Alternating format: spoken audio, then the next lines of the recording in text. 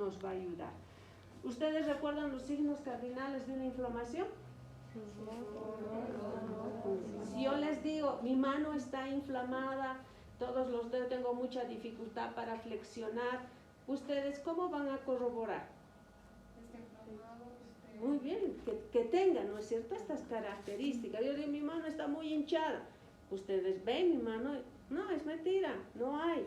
Sí, tal vez de repente tenga dolor, pero no. Ustedes van palpando, inclusive al palpar van a poder observar. Si cuando alguien tiene dolor, el paciente hace, ¿no es cierto?, a veces aguanta o hace algún reflejo, alguna expresión, y se van a dar cuenta si tiene dolor o no, o al realizar los movimientos. Dice, no puedo doblar, no puedo extender la mano. Entonces, cuando nosotros hagamos, vamos a corroborar todo lo que el paciente me está comentando. Muy bien. ¿Por qué principales síntomas un paciente acude a consulta? No siempre a reumatología, ¿no?, sino en este caso es nuestro campo. ¿En qué situaciones el paciente acude? Dolor, que es uno de los principales, una de las principales situaciones. También tenemos el dolor, es uno de ellos. Pero hay muchos pacientes que indican, se me ha deformado, no me duele, pero se ha empezado a deformar, en especial en el proceso de la artrosis. ¿Cómo habíamos dicho que se llaman los nódulos que están en la interfalange distal? Everte.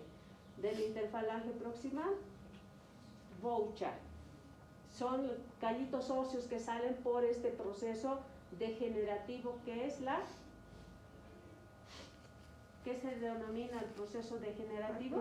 Artrosis de la articulación.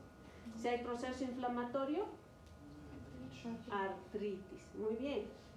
Entonces, una de las deformaciones puede ser que el paciente no haya tenido dolor y se ha empezado a deformar. Un proceso degenerativo. Puede haber inflamación, como ellos dicen, hinchazón, se me ha hinchado. Ese es el término que se utiliza cuando se ha llegado a inflamar. Puede presentar rigidez matinal. Tengo mucha dificultad para realizar movimientos, me cuesta mover. Puede presentar, tengo limitación de los movimientos, no puedo levantar mi hombro, está limitado, no puedo mover. O algunos pacientes dicen, no muevo nada, no puedo mover en las semiparesis, semiplejes que en ocasiones el paciente puede tener. Y uno de los principales síntomas que el paciente acude y dice, tengo preocupación, está angustiado, desesperado, porque no sabe, a veces llevan años con estas enfermedades autoinmunológicas y dice, ya llevo años con estos dolores y nadie me dice qué es lo que tengo. Entonces empiezan a angustiar, a desesperar, que ese ya es un síntoma psicológico. Y esos son los síntomas principales: dolor, inflamación, rigidez matinal, que vamos a ir nosotros observando. Pero, ¿cuáles son los síntomas generales o constitucionales por los que generalmente uno puede cursar? Si yo les digo, el paciente tiene fiebre, hay pérdida de peso, dice perdido peso en 1 año, en 2 años. Si tiene anorexia, ¿saben qué es anorexia, no es cierto? No es necesario que les explique. Debilidad general, que conlleva todo esto a que el paciente tenga un malestar general. ¿En qué podemos pensar si el paciente tiene fiebre, pérdida de peso, anorexia, debilidad general?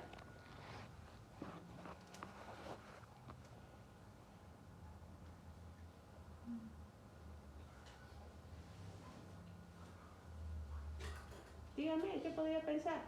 Si estoy resfriada, me he hecho mojar con la lluvia, me ha pasado el frío, ¿qué voy a tener? Probablemente un resfrío como también se presenta, con fiebre, malestar general, anorexia, golpe de... Si el paciente tiene una gastroenteritis, una infección intestinal, ¿cómo creen que cursa? de repente también tenga fiebre, malestar general, ya se irán sumando síntomas mucho más específicos, como la diarrea, los vómitos, náuseas, que ya cada enfermedad va a ir presentando sus síntomas específicos. Estos síntomas que estamos viendo, el de fiebre, pérdida de peso, anorexia, son síntomas generales o constitucionales, que la mayoría de las enfermedades debutan con estos síntomas porque el cuerpo reacciona de una manera para defenderse, ¿no es cierto?, de los agentes extraños. Entonces, no me están indicando, no es un indicador que me va a decir tiene artritis, tiene lupus, tiene amigdalitis, tiene una infección intestinal, sino son síntomas que podrían presentar o desarrollar en cualquier patología. Son inespecíficos, pero la mayoría de las enfermedades cursa con estos síntomas principales porque es la manera que el cuerpo, nuestro sistema inmunológico, se defiende de cualquier agente extraño. Y en las enfermedades autoinmunológicas igual. No sé si queda comprendido.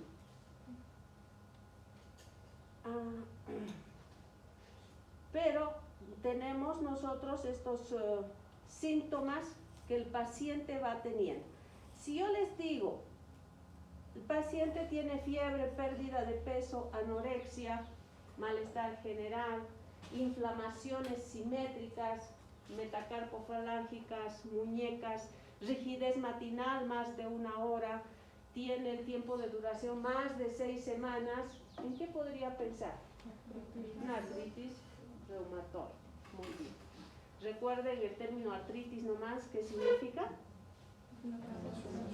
Inflamación de la articulación.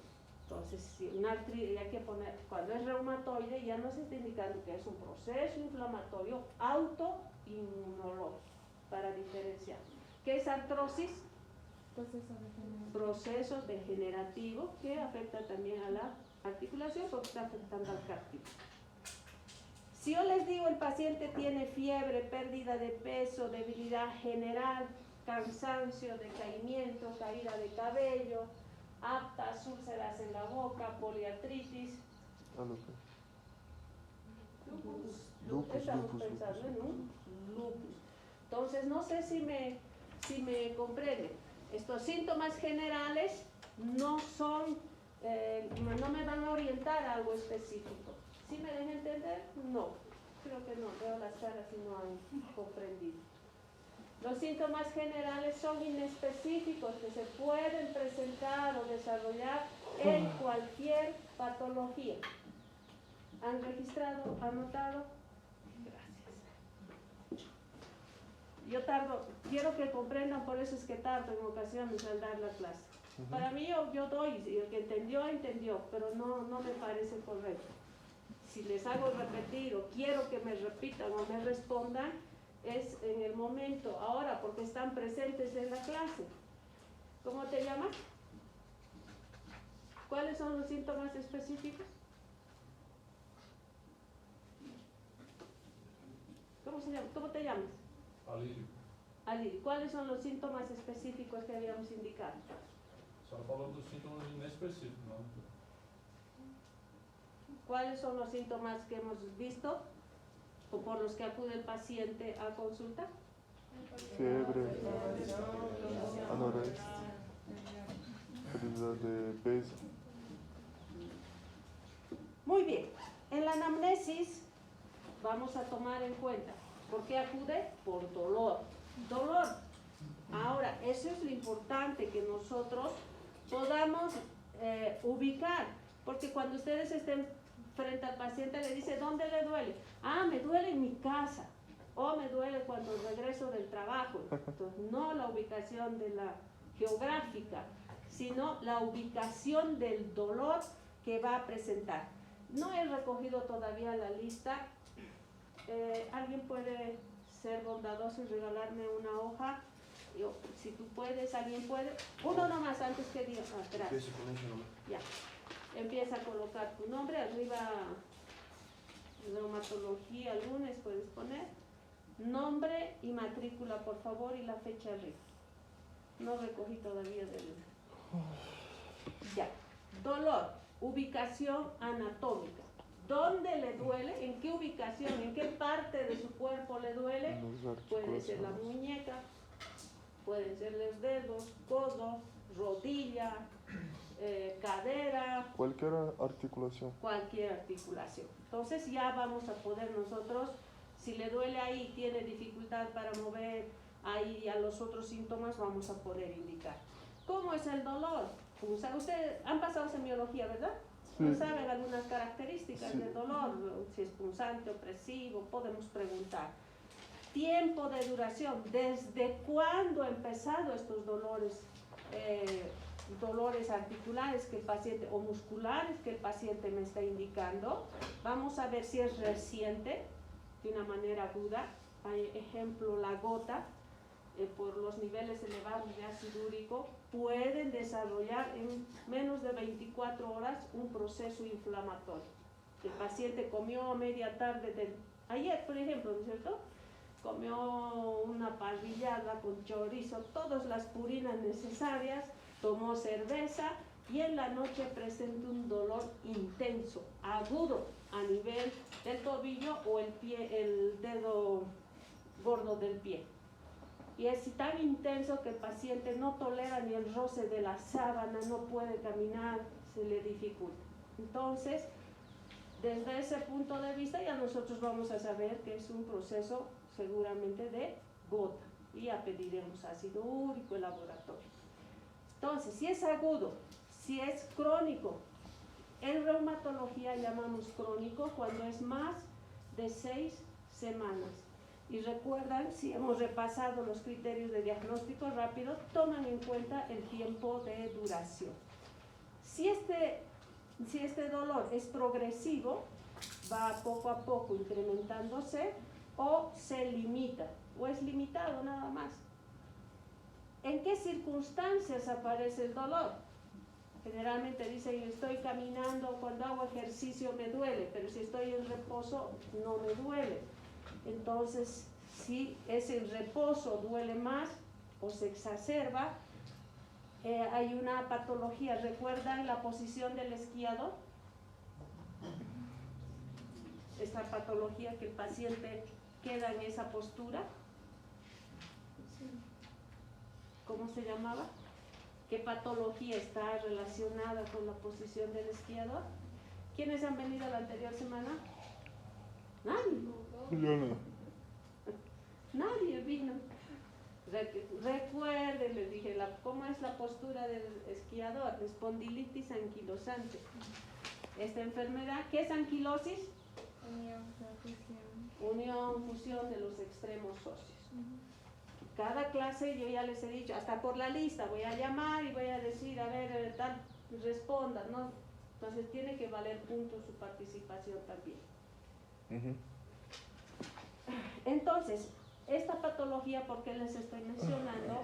Es que el dolor se incrementa en el reposo y mejora con la actividad física. Entonces, nos ayuda para también poder diagnosticar. Si es posterior a traumatismos o ver si ha recibido, se ha caído, se ha golpeado y posterior a eso recién le duele al paciente. Ahora también vamos a ver si es inflamatorio, tiene, que hemos dicho, estos signos importantes, el dolor, calor, todo aquello en la articulación, o no es inflamatorio, proceso de artrosis, proceso de fibromialgia, que vamos a ir viendo y descartando. Si la afección de este dolor es simétrico, cuando es simétrico, afecta a ambas partes del cuerpo, ya sea las manos en especial, ¿no es cierto? Recuerden las características de la artritis reumatoide. Poliarticular. Cuando decimos poli, más de 5. Si es de 2 a 4, si es mono, 1. Entonces tenemos que ver si es simétrico o solo va a afectar a una parte del cuerpo. Si este dolor está localizado o llamamos migratorio, a un dolor que cambia de ubicación anatómica. Dicen, me duele mi hombro, pero después pero después es como si el dolor caminara. Me duele después la rodilla, cesa de la rodilla y le duele después, como si el dolor va cambiando de ubicación anatómica. A eso llamamos un dolor migratorio, o es un dolor generalizado, lo tiene en todo el cuerpo. Si afecta a nivel articular, a la articulación, o es un reumatismo muscular, va a afectar a los músculos, tendones, que podrían estar afectando.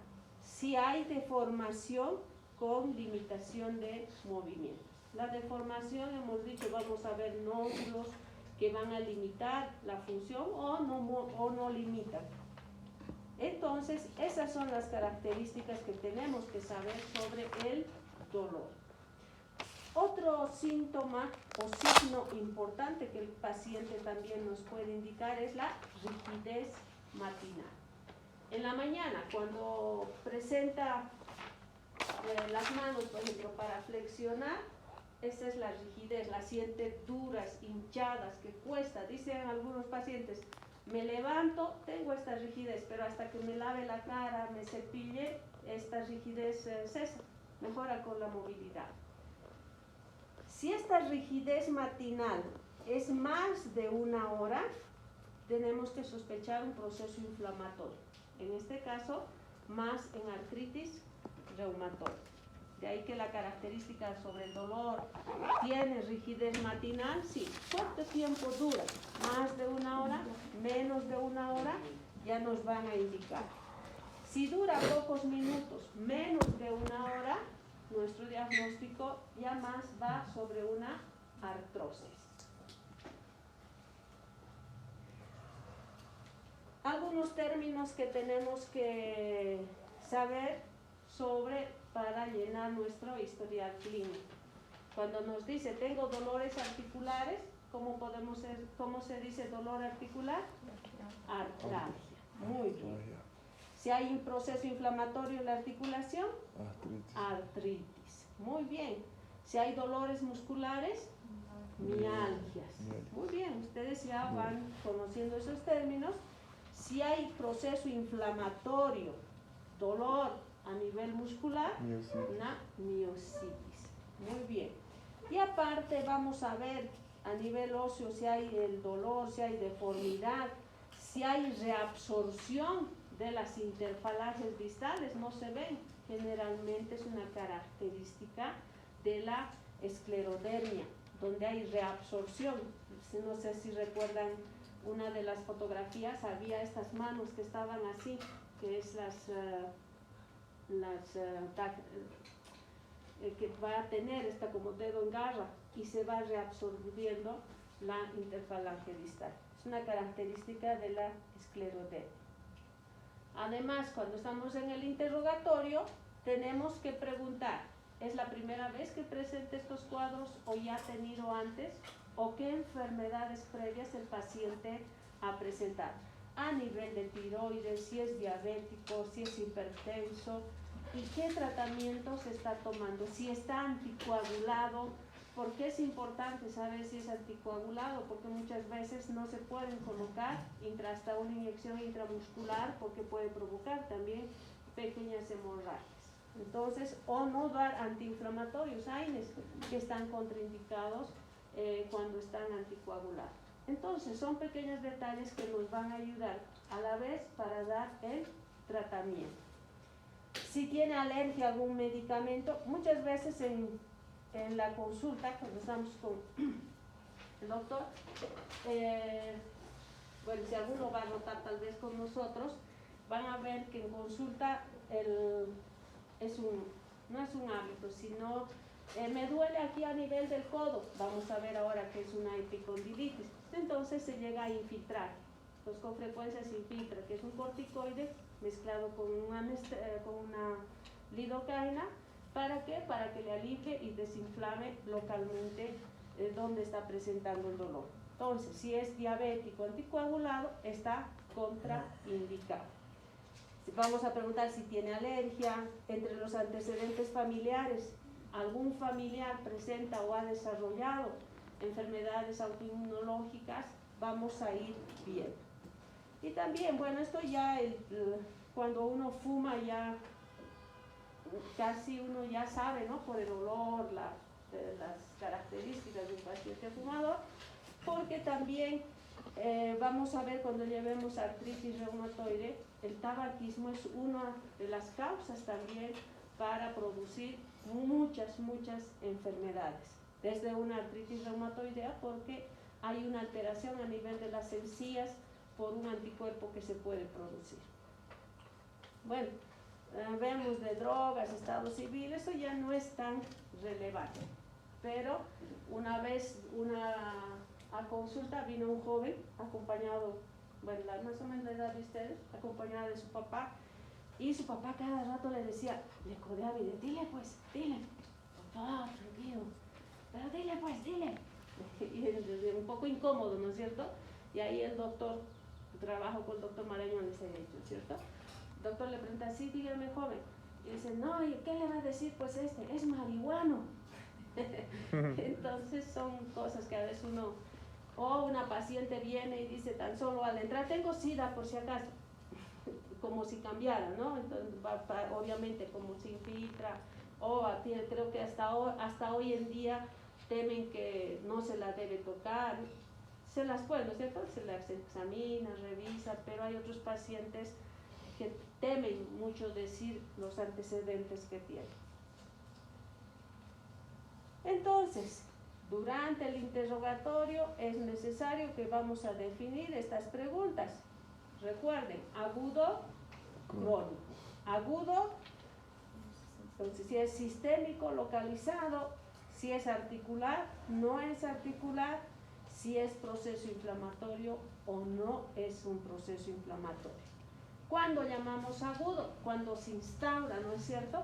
Horas, días, que podrían ser hasta semanas, ¿no es cierto?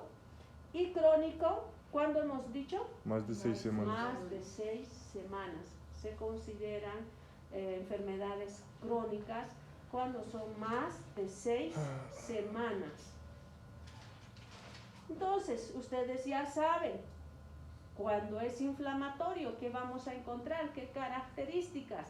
Calor, dolor, calor, rubor, todo aquello, hasta la limitación funcional que ustedes van a poder ir revisar.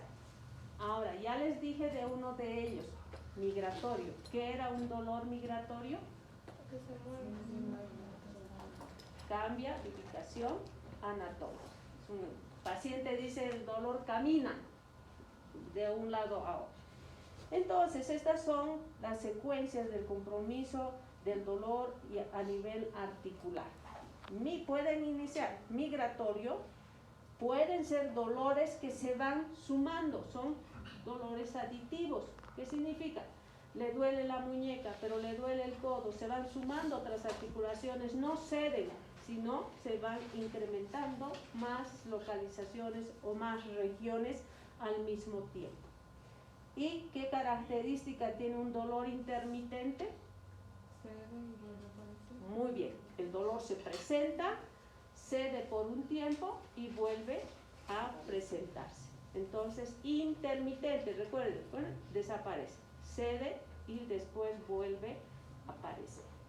Estas son características del dolor y las secuencias que puede presentar. Cuando hagamos el examen físico van a ver que, miren, este cuadrito es para que ustedes den una repasada y puedan comprender que podría, de acuerdo a las características, el paciente tener en la parte más muscular, extramuscular. ¿Qué podría presentar el paciente? Desde hay lesiones que podrían afectar a la fascia palmar, donde el paciente va a tener como una contractura, dolores, ardores que podría presentar, como la enfermedad de Dupuytren, que es una de los pacientes diabéticos y otros tienen, que eso es una contractura que se da a nivel de la aponeurosis, donde presenta van a a ver los tendones, ligamentos contracturados, retraídos, y la palma de la mano se va a ver así. Entonces ustedes ya podrían ver desde o las tendinitis que podría afectar a nivel del flexor del dedo, que el paciente dice mi dedo se queda así trancado, tengo que volverlo a poner, pero mi dedo vuelve a trancarse porque hay una inflamación a nivel de la articulación metacarpofalángica del flexor del dedo.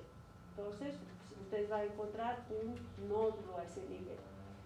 En la muñeca podemos encontrar, este es el abductor del tendón del pulgar, que podría presentar una inflamación. Entonces el paciente hace un movimiento y despierta un dolor intenso, no puede realizar algunas maniobras de abrir la botella o la garrafa o algunos otros movimientos, que se conoce como tendinitis de Kerbein. En la mano, el paciente indica tengo adormecimiento, siento disminución de fuerza. Yo hago la maniobra de Tinel y despierta una corriente eléctrica a la punta de los dedos, que probablemente, ¿qué diagnóstico podría ser?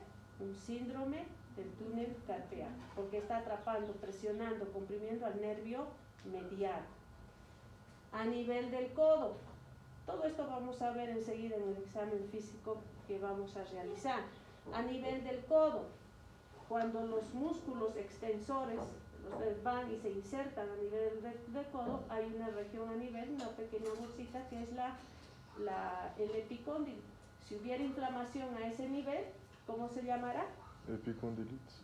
O codo de tenista, que se llama. Si afecta a nivel de la epitroclea, epitrocleitis o codo de golfista, por las posturas que van a adoptar.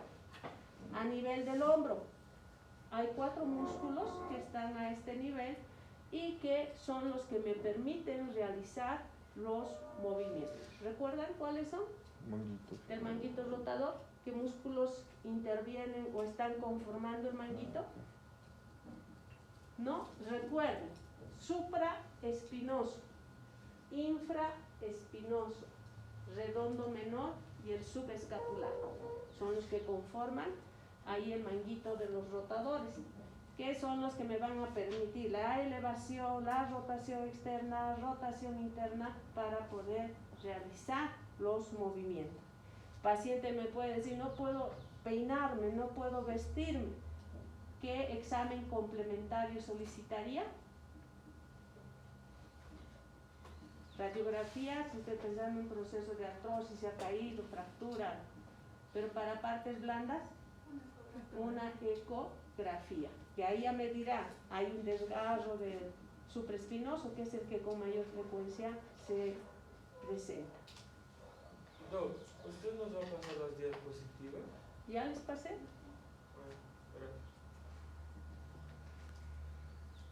¿Algunos han revisado? Perdón por el retraso de la anterior clase, por eso no deben estar respondiendo. En la parte posterior del codo, ¿recuerdan que les había hablado de las bursas? ¿Dónde están ubicadas? También en varias partes del cuerpo donde hay mayor movilidad, están ahí para evitar el roce y ayudar a la movilidad. Y van recibiendo el nombre de acuerdo en la región donde van a estar ubicadas. En el codo, en la parte posterior, justamente se puede llegar a inflamar. Esa es la bursa olecraniana, que la gota, el artritis pueden aumentar de volumen. Entonces, son lesiones que podríamos encontrar a nivel de tobillo, rodilla, que ustedes ya con calma pueden ir revisando. Eso ya recuerdan ustedes, y con esta gráfica por lo menos se nos va a quedar cuándo es dolor, cuándo es rubor, cuándo es tumor y la limitación funcional. A veces dice que una gráfica vale más que 1000 palabras. Si ustedes ven eso, entonces ya también pueden relacionar. En la exploración física que nosotros vamos a realizar, tiene que ser completa, tiene que ser de una manera sistémica, y vamos revisando desde el dedo por dedo. Viene por dolor en el pie derecho, tenemos que revisar todo, desde la punta de los dedos, las articulaciones metacarpofalángicas, muñecas, los movimientos de hombro, inspeccionamos la columna, cadera, rodillas, hasta llegar al pie que nos está indicando. ¿Por qué? Porque podemos encontrar muchas cosas aparte de lo que solo el paciente tiene esa molestia. Entonces tienen que ser, es interesante, no sé si han visto las películas de Sherlock Holmes, ya tan solo con una mirada ya, ya vio la postura, ya vio cómo camina, qué movimientos va a realizar, no va a realizar. Tenemos que ser bastante observadores. Uno a veces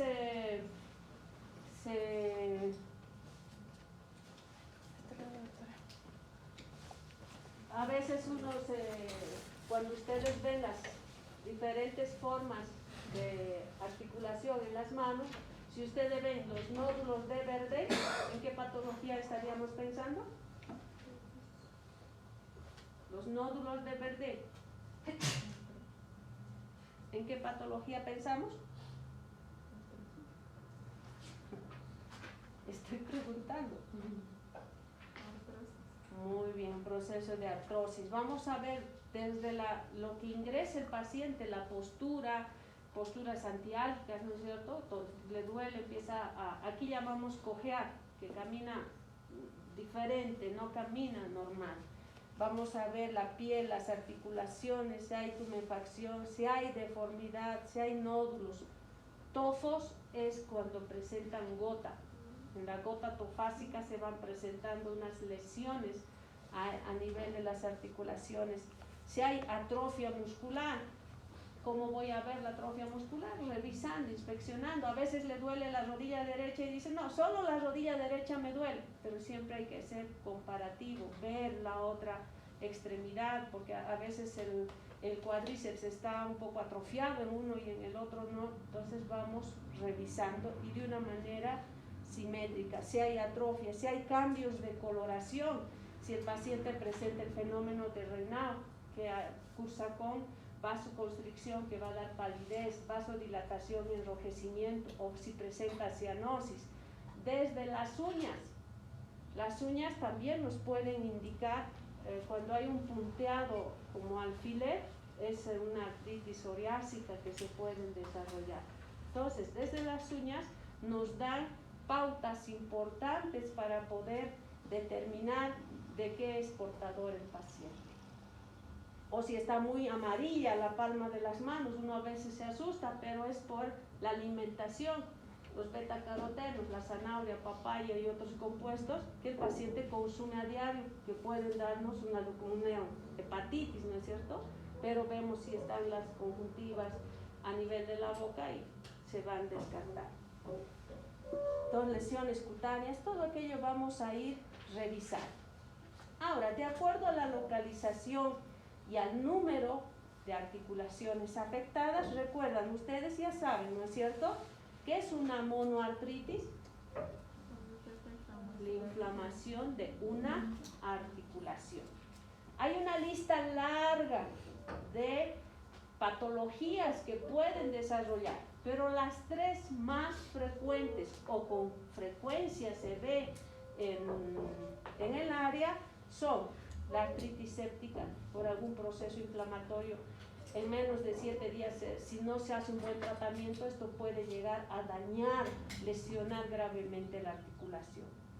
Una artritis por cristales, la gota, es uno de los, si tiene el paciente una inflamación repentina aguda, nos debe hacer sospechar de esto.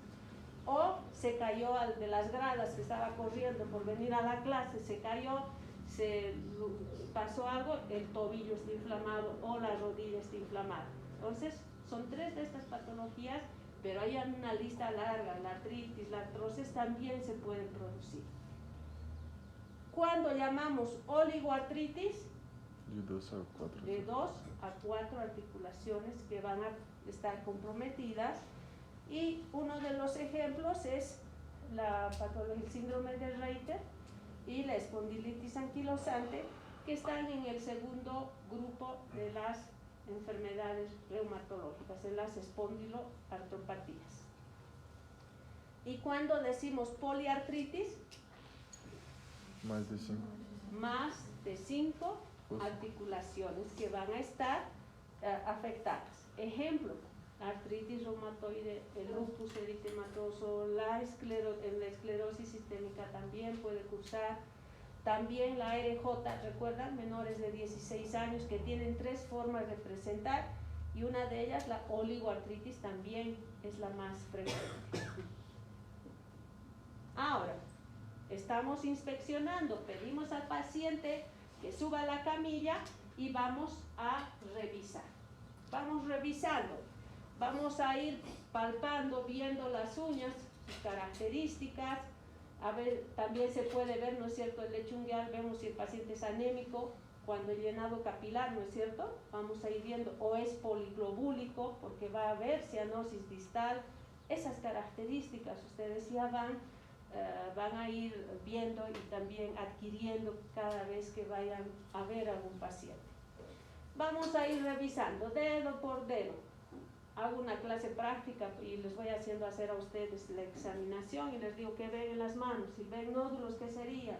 Entonces, la siguiente clase voy a por la lista, voy a llamar a 2 voluntarios o 2 voluntarias.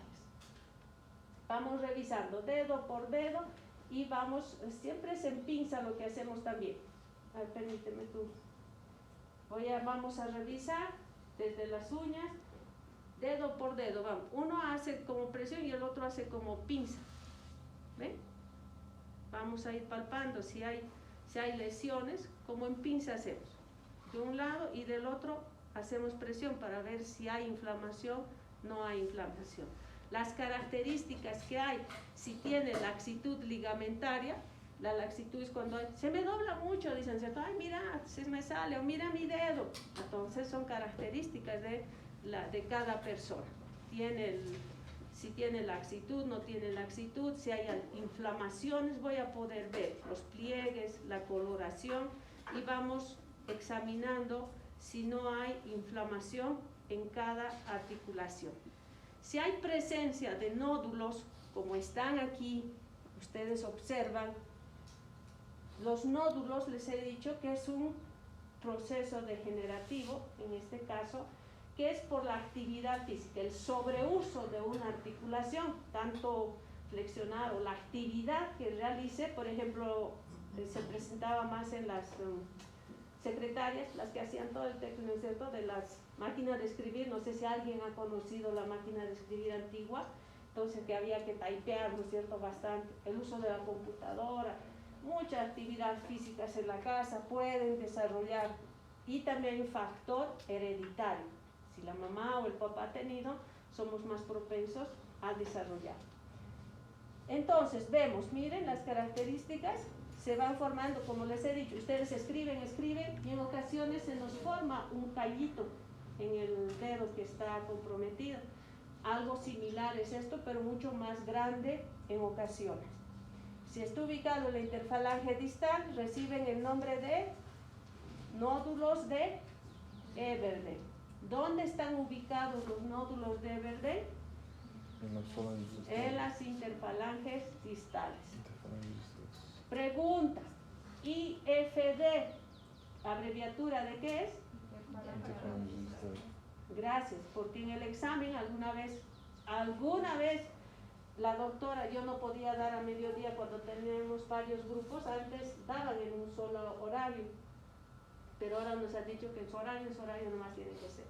Y la doctora me llamaba, doctora, disculpe, ¿qué es IFD o metacarpofalángica MCF, ¿no es cierto? ¿Qué significa? Aquí los alumnos nos están preguntando.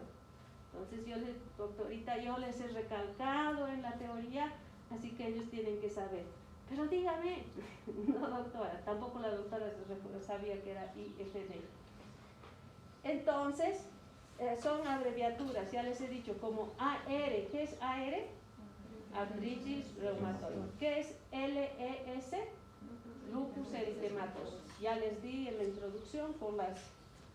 Ahora, si estos nódulos se presentan, miren, observan, miren estas nodulaciones, no hay proceso inflamatorio, no hay calor, rubor, no se pierden las líneas, si ustedes observan, cuando hay inflamación van a ver esas características, que se te pierden los pliegues que van a estar a ese nivel. Miren cómo presenta aumento de volumen, miren los nódulos de Verdén también presentes. Miren, esos que se llaman nódulos de Bouchard. Normalmente reciben el nombre de aquellos que han descubierto o han estudiado estos casos.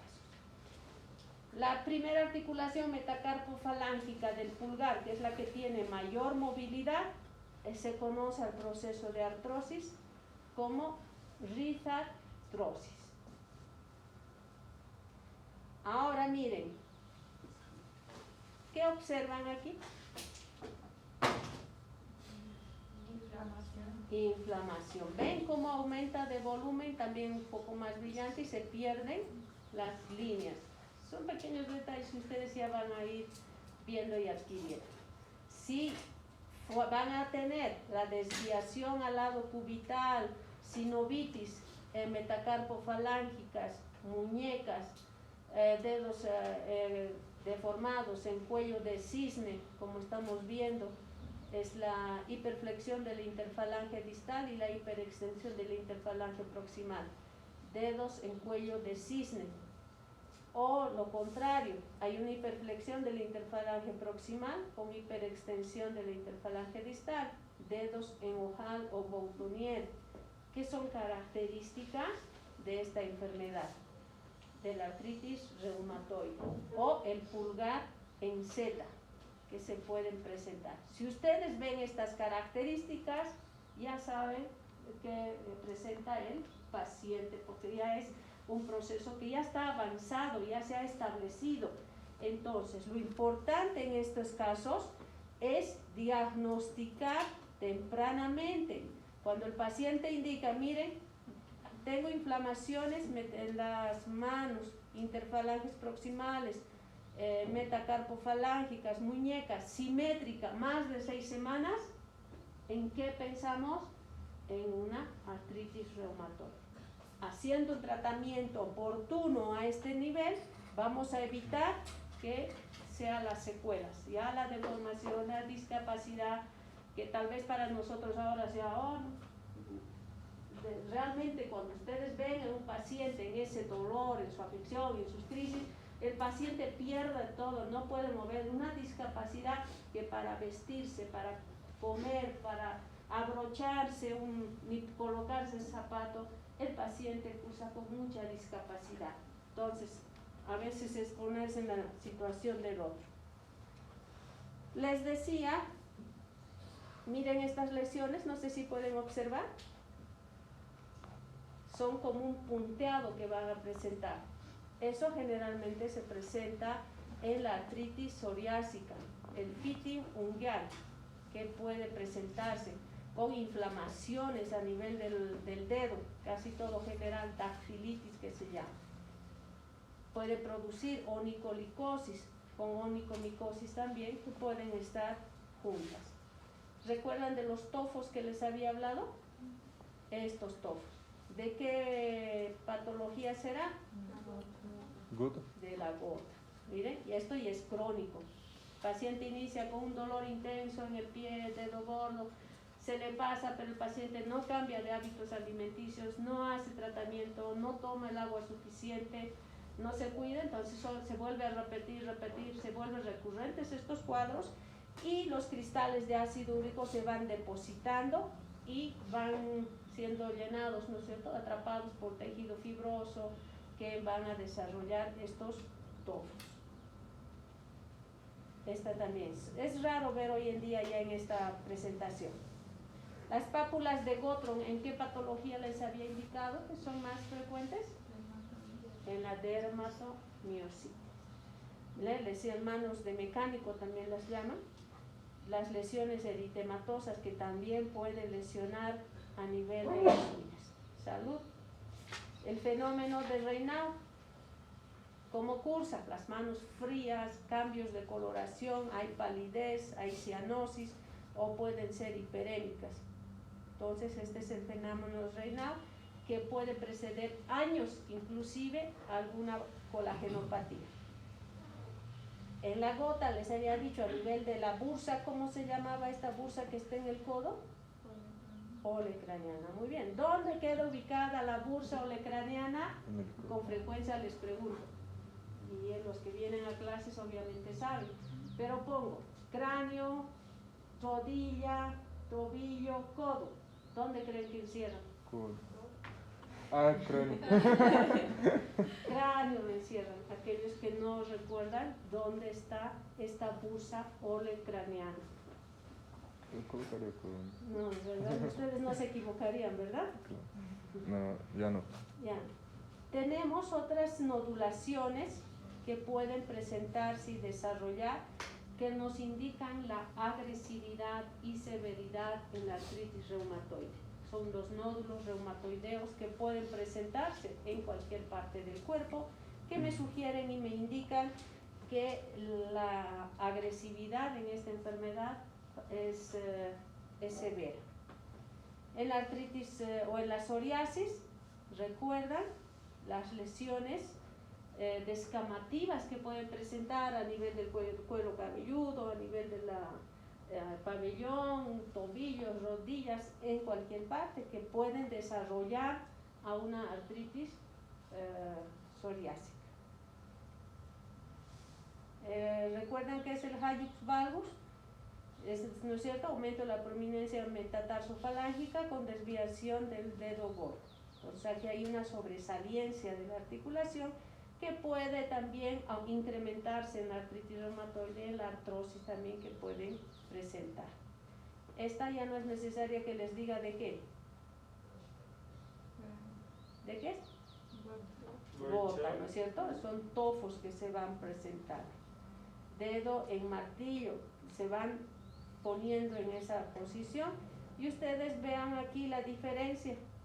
¿Cómo se llama el tendón a este nivel? Tendón aquiliano. Muy bien. El punto de inserción del tendón en el hueso, entesis. Si hubiera inflamación, entesitis. Entesitis aquiliana. ¿Recuerdan? A mí más recuerdan qué es la entesis. De inicio, generalmente la podagra, que se llama inflamación de la articulación del dedo gordo del pie, que es un síntoma clásico en la gota, pero también puede presentarse en la muñeca. Raros casos hemos visto hasta en el hombro la inflamación del paciente cuando cursan con gota.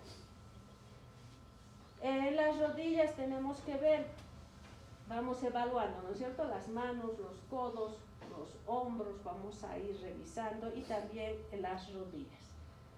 Si ustedes observan, tiene que seguir una alineación. Y vemos cómo se llama la parte posterior de la rodilla. Un huequito que hay. Hueco popliteo. ¿Recuerdan? Como su nombre lo indica, es una fosita, es un hueco, que en ocasiones puede sufrir abultamiento. En este hueco hay una bursa también que se puede llegar a inflamar y puede llegar a aumentar de volumen, que se conoce con el nombre de quiste de Baker o Baker, si quieren.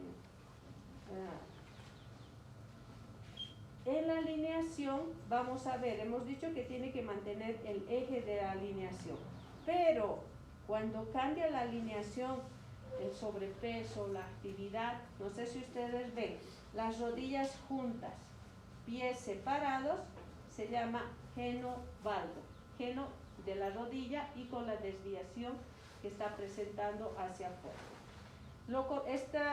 Para recordar, me acuerdo de un docente antiguo que nos decía, este señor, por ejemplo, cabalgará, subirá al caballo. Só se ele ficar em pé em cima do cavalo. Algo para recordar nos decía, valgo, no cabalgo, para acordarse de la postura que está las rodillas juntas, pies separados. La lista no me lo trajeron, ¿dónde se quedó la lista? Este otro es un cowboy, él ya cabalgó demasiado, entonces las rodillas están separadas y los pies están más juntos. ¿Ven la diferencia? Sí, doutora. valgo y el otro se denomina varo, Valgo, más arqueado. no calvo. Valgo, no cabalgo. ¿Cómo nos acordamos? Rodillas juntas y pies separados. Varo es lo contrario. Como les digo, este ya cabalgó, ya quedó en esa postura todo el tiempo. Van a ver estas posturas cuando hasta camina la gente, a las señoras que de polleras, si ustedes fijan, o otras, tienden esa postura, más arqueaditas. ¿Y hay algún tratamiento para ese valgo? No. Usamos rodilleritas, la única cirugía son los traumatólogos los que hacen, ¿no es cierto? Para mantener la alineación, cortan, colocan algunos otros, o ponen como unos para nivelar o alinear, de cirugía. Ahí puede andar a caballo. Observen, ¿qué alteración pueden observar? Uno es grueso, otro más fino. Muy bien, hay atrofia, ¿no es cierto? Miren, del miembro. Aquella, cuando alguna vez han visto a alguien que le han inyesado, si de repente alguno haya tenido, ¿no es cierto? Sí. Después de mucho tiempo le sacan, ¿cómo está? Está delgado, ¿no es cierto? Se llega a atrofiar. O en la pierna ya. También así, entonces se pueden observar. Entonces tenemos que ir palpando, tocando si hay calor, si hay rubor, si hay temperatura, si hay edema, si está hinchado, vamos a ir revisando. Si el paciente tiene estas características, ya vamos a ir viendo. Estos nódulos les indicaba, miren, no sé si pueden observar, Sí. son los nódulos reumatoideos. ¿Qué nos indican? Agresividad de la enfermedad de la artritis reumatoide, que la artritis puede llegar a ser más discapacitante, puede llegar a afectar mucho más la articulación. Vamos a ir revisando desde las articulaciones grandes hasta las articulaciones pequeñas. MCF, ¿qué significa? Metacarpofalángicas. IF, interfalanges, ya sean las proximales, distales, si aumentamos la D y el otro, ¿no? Y metatarsofalángica. Vamos viendo, esta es la postura, vamos a ver, ¿no es cierto? Miren cómo se van a ir colocando. Tenemos que realizar también, observar la articulación, ¿qué decimos? ATM, temporo mandibular. Tenemos desde con la punta por detrás, colocamos y pedimos al paciente que abra y vemos la afección de la articulación a ese nivel. En la artritis tiende a elevarse. En hombros, ¿cómo vamos a realizar? Si se aleja del eje del cuerpo, ¿qué nombre recibe? Abducción. Si se aleja, si regresa al eje del cuerpo, aducción. ¿No es cierto? Está mal, abducción, está mal escrito. Aducción y abducción. Si vamos a hacer que eleve hacia adelante, flexión. Si va hacia la parte posterior, extensión. Si va hacia la parte posterior de la nuca, hay estas dos formas de hacer, hacia afuera y hacia adentro. Pero esta otra nosotros generalmente hacemos hacia la nuca, rotación externa. Hacia la parte de la región posterior, rotación interna. Así como esto, ¿ven? Rotación externa, rotación interna. Y vamos valorando. ¿Qué músculo, qué tendón hemos dicho que con frecuencia se lesiona? El supraespinoso. Entonces vamos a ir palpando, revisando si hay algunos puntos a nivel del bíceps, también una tendinitis bicipital podría presentar, desarrollar. Tenemos que ir evaluando la articulación. En el codo vamos a observar si hay inflamación, si hay limitación de movimientos. A veces el paciente dice, me duele el codo, levanta cajas, hace su actividad. Puede haber un dolor importante en este sector, que sería una epicondilitis, o también conocida como codo de tenista. por la postura que va a adoptar. Si hay dolor en la parte interna, les había dicho los músculos, en este caso flexores, en el externo es extensores, a nivel de la epitróclea. Si a este punto hay inflamación, será epitrocleitis o codo de golfista, por la postura, no sé si se ubican, que va a producir molestias. ¿Qué movimientos tiene el codo? Extensión, flexión, pronación, supinación. Aquí está, miren, lo que es la flexión, extensión, pronación, supinación, con la palma hacia arriba. Si hay dolor a nivel de la epicondilitis o codo de tenista. A nivel de la epitróclea, la parte interna del codo, epitrocleitis o codo de golfista. ¿Para qué rayos nos sirve, no? A veces el paciente llega y me han dicho que tengo el codo de tenista, aunque ni tenis juego, dicen, ¿no es cierto? Entonces, son términos que se le van a dar. Esta clase son muchos términos para aprender, pero les va a ayudar.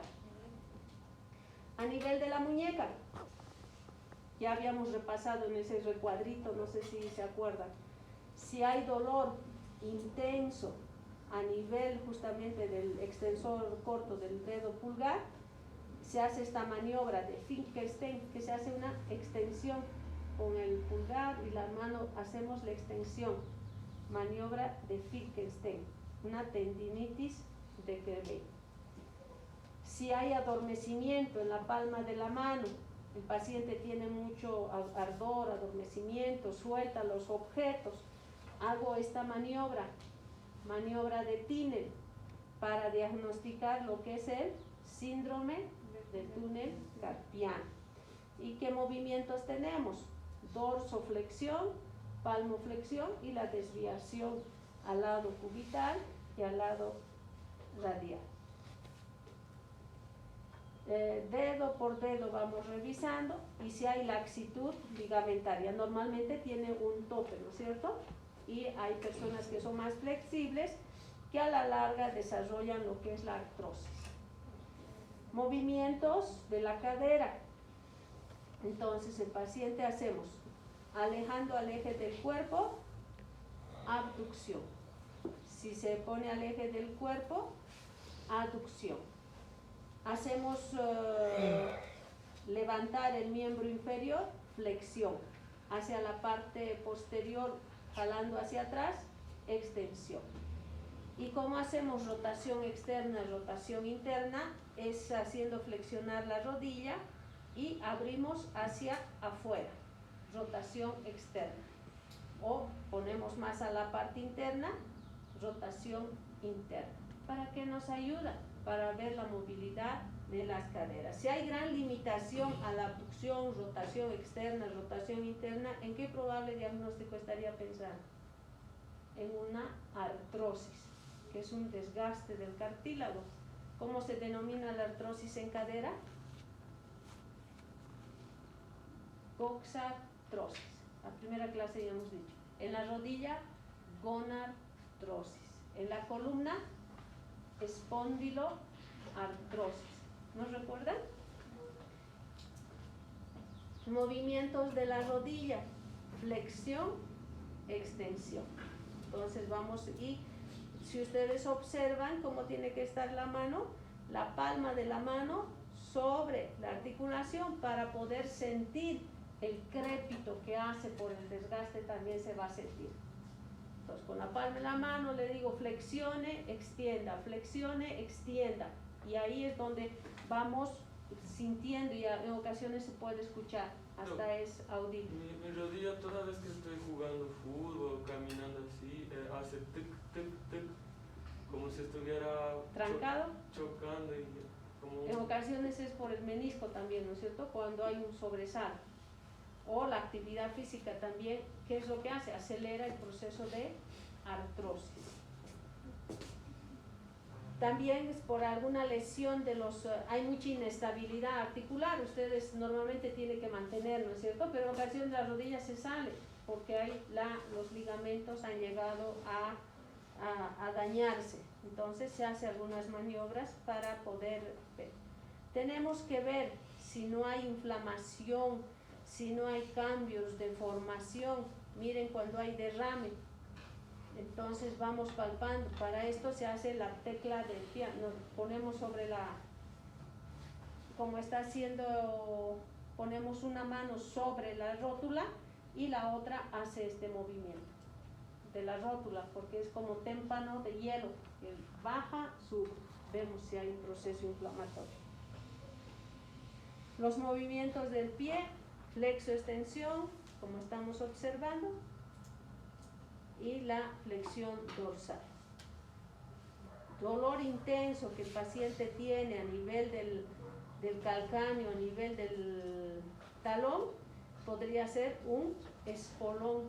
Salen unas lesiones a nivel que llamamos espolón de calcáneo, o una lesión en toda la planta del pie, una fascitis plantar. Miren, inflamación que está habiendo a nivel del tobillo. Nos podría pensar en un dolor a nivel del tendón aquiliano. Tenemos que ir revisando y observando. Tenemos que inspeccionar igual la columna. La columna también tiene un eje. Si hay desviación de la columna, estamos hablando de una escoliosis. Aumento de la cifosis dorsal, que vamos a ir observando. Los movimientos. Si llevo a nivel cervical, si llevo hacia atrás, ¿qué será? Extensión. Con el mentón es flexión. Rotación al lado derecho, rotación al lado izquierdo y lateralidad con los pabellones auriculares hacia el hombro. Pueden observar extensión, flexión, rotación derecha, rotación izquierda y la lateralidad. A nivel de la columna que tiene mayor movilidad, la columna lumbosacra, es a nivel lumbar. Entonces, donde hago la flexión, extensión y los movimientos de doblar. Cuando el paciente en ocasiones dice, tengo un dolor intenso a nivel de la columna, hay dificultad para caminar, deambular, podría ser una lumbociática que puede afectar o presentar alguna hernia de disco, compresión. Entonces hacemos estas maniobras. Hago la flexión del miembro inferior, vamos levantando. Si hay compresión, el paciente va a decir, ¡au!, hay dolor, y no va a poder seguir levantando el miembro inferior. Hacemos de ambas partes. Esa se llama la maniobra de la Segue, para sospechar una radiculopatía o hernia. La otra maniobra es estando sentado el paciente, flexiono la cabeza un poco y levanto el miembro inferior.